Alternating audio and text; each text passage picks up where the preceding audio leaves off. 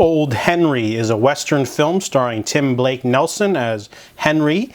He is an old man, not retired, but he's a farmer living with his son.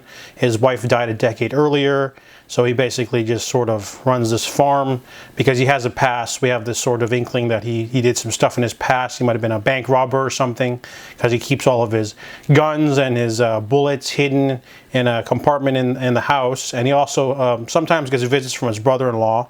However, while they're doing farm chores, they discover a horse with blood on it, and they find the rider, who is a man who was shot and with a satchel full of money.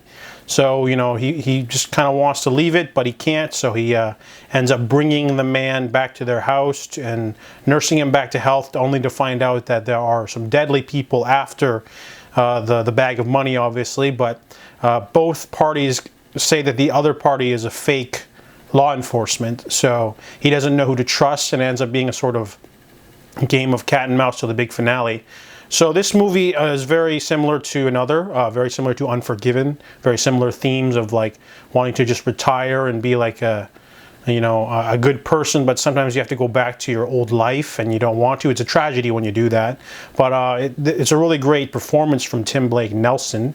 He does a really good job. He plays like this sort of rugged, beaten down old man.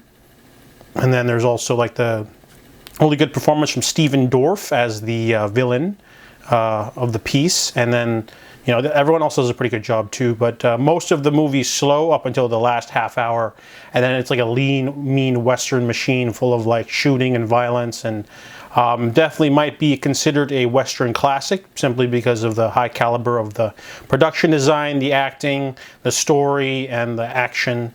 Written and directed by Potsy Ponsaroli. Pretty strong debut. If that's his first movie, probably not, but Old Henry is a solid Western film for sure, and I give it an 8 out of 10.